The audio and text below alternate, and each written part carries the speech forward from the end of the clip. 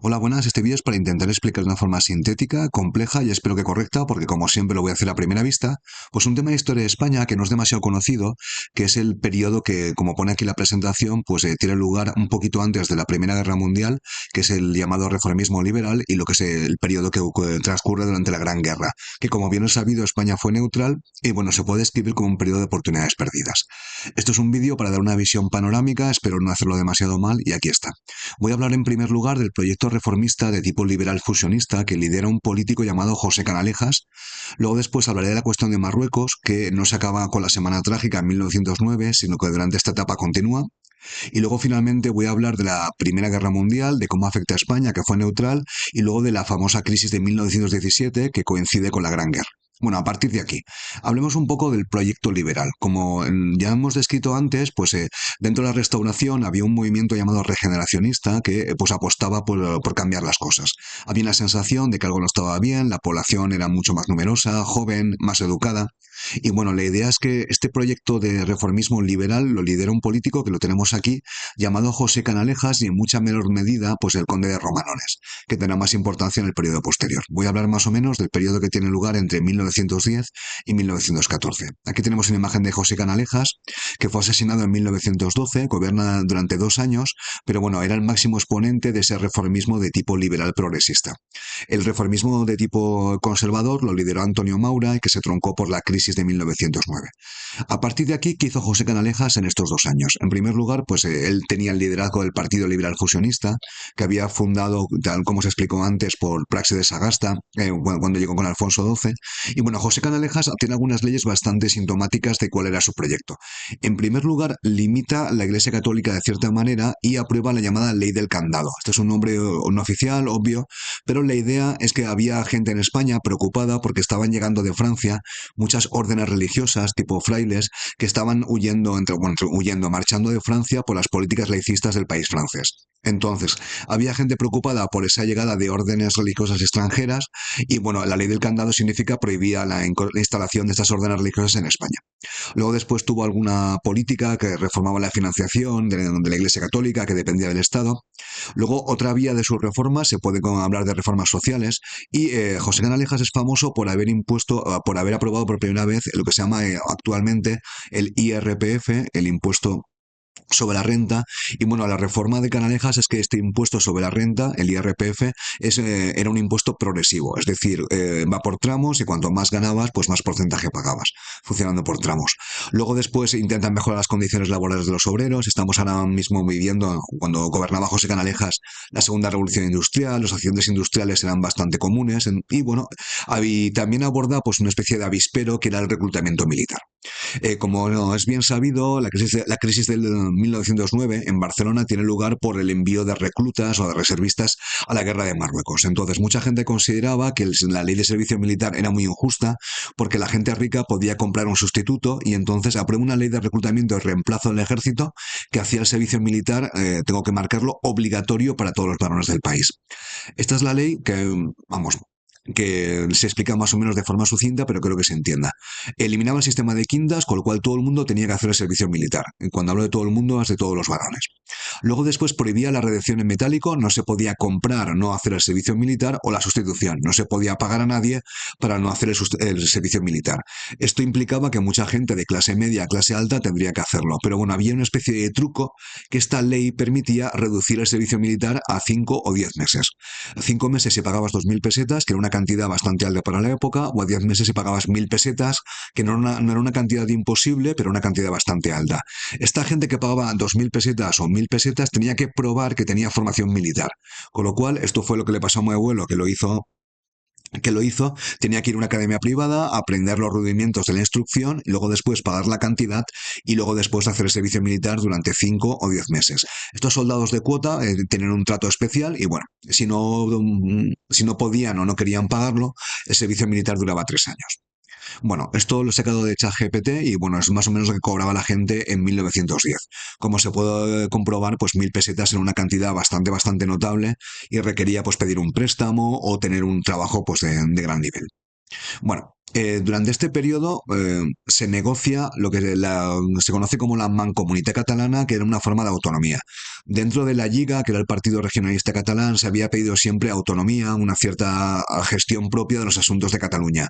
Esto era una petición pues, de los regionalistas catalanes, que además tenían diputados en el Parlamento español, y era una petición que aceptaron los liberales progresistas barra fusionistas y durante el periodo de José Canalejas se negoció, aunque él fue asesinado y no llegó a aprobarla. Se aprobaría en 1914, perdón, se aprueba en 1913 y la primera ley de mancomunidades pues se aplica por primera vez en 1914.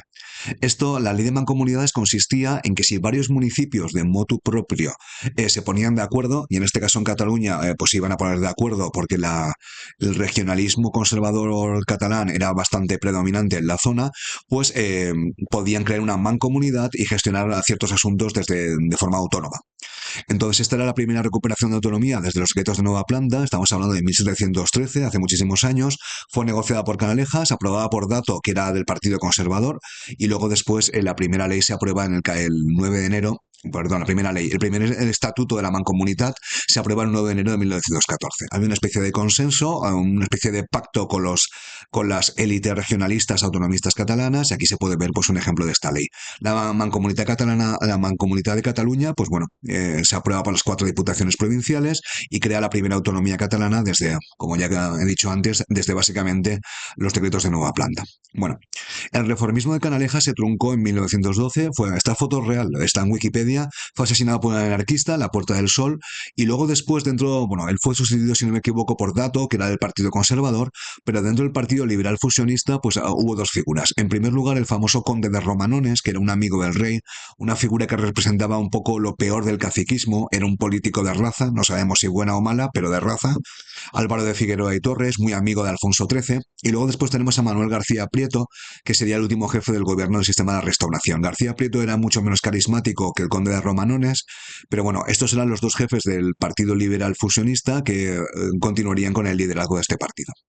Bueno, he hablado del proyecto de reforma liberal, sobre todo pues, protagonizado por José Canalejas, y ahora voy a hablar un poco de Marruecos. La última vez que hablé de Marruecos, hablé del desastre del Barranco del Lobo, del de la Semana Trágica de Barcelona, y bueno, claro, el conflicto en Marruecos se reactiva a partir de 1909.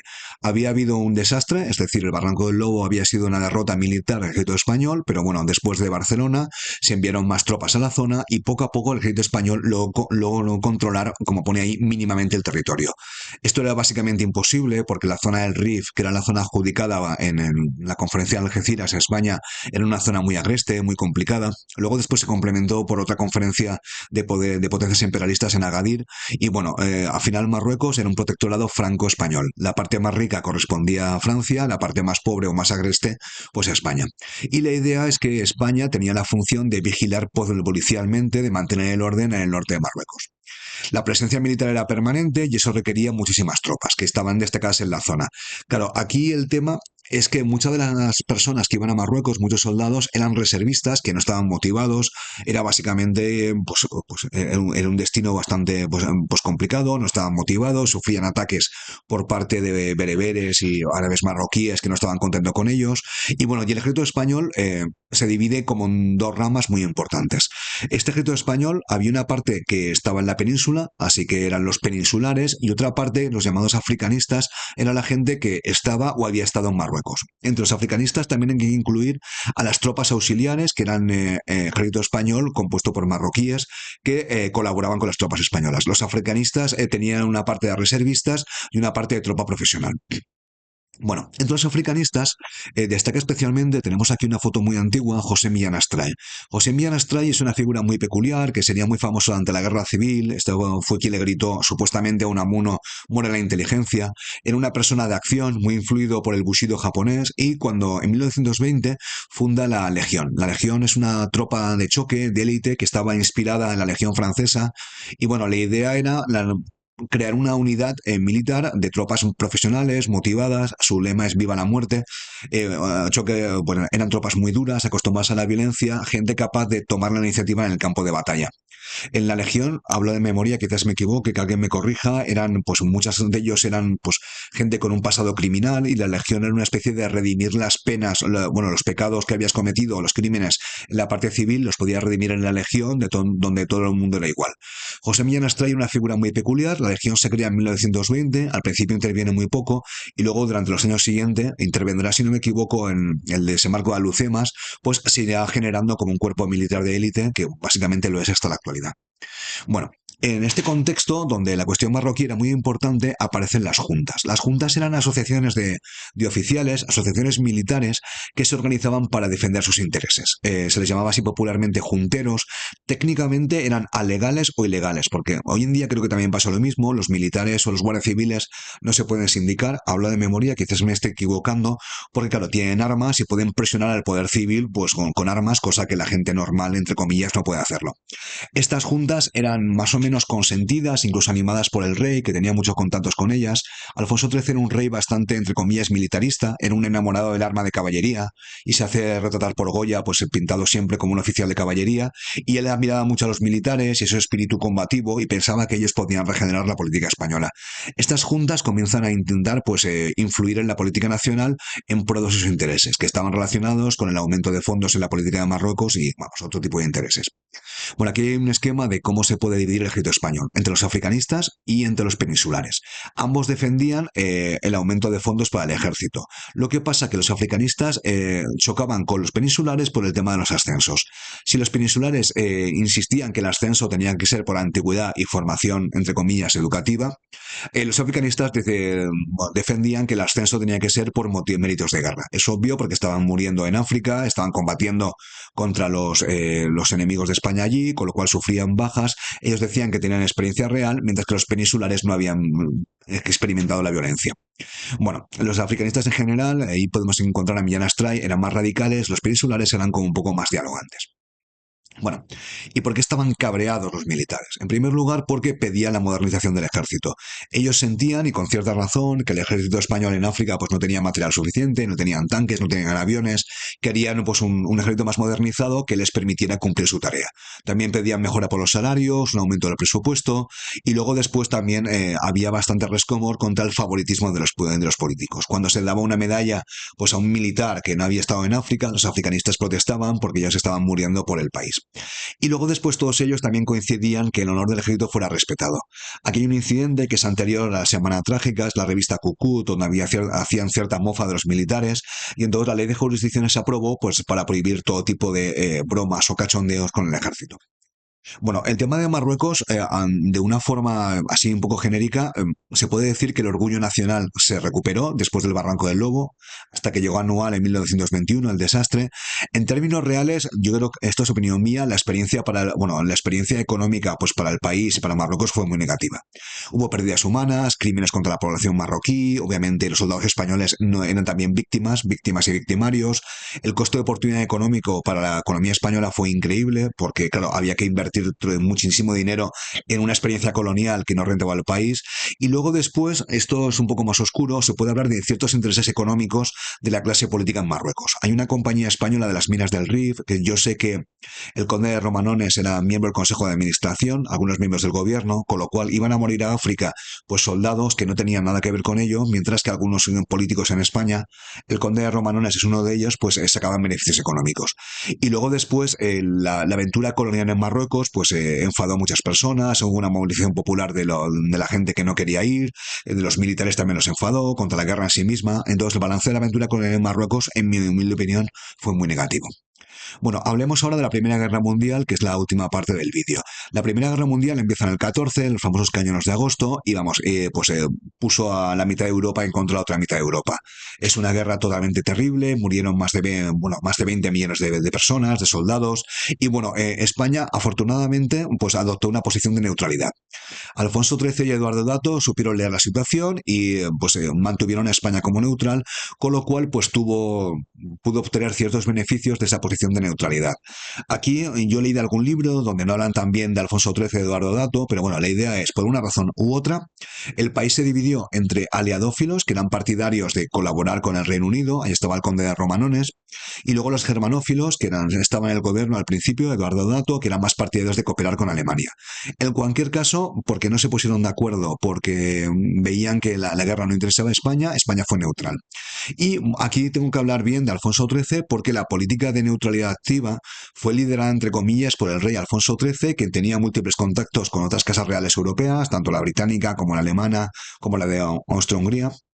Recordemos que estaba casado con Victoria Eugenia de Battenberg, que era nieta de la reina Victoria. Y bueno, Alfonso XIII realizó todo tipo de gestiones junto con el Papa y con el presidente de Estados Unidos para ayudar a prisioneros de guerra, labores de mediación, tareas de tipo humanitaria. Entonces, en principio, esta política de neutralidad activa del rey Alfonso XIII y del Estado español, pues aumentó el prestigio internacional de España. Bueno, ahora hablemos de las oportunidades económicas, porque claro, en esto la guerra mundial supuso un shock económico de primer nivel, porque todos los países beligerantes tuvieron que empezar a producir armas de una forma industrial y tuvieron que abandonar mucha producción de tipo civil. Con lo cual, estas potencias económicas mundiales, Alemania, Reino Unido, Francia, dejaron de competir con la economía española en muchos ámbitos y proporcionó una oportunidad o una ventana de oportunidad, hablando así usando el anglicismo, para la economía española. Tenían que suministrar pues todo tipo de materias, de productos elaborados a las potencias beligerantes. Además, en otros productos pues no tenían competencia, así que hubo un aumento exponencial de los beneficios para la economía española y supuso un fuerte estímulo a la producción. Fue una oportunidad económica que benefició a muchas empresas.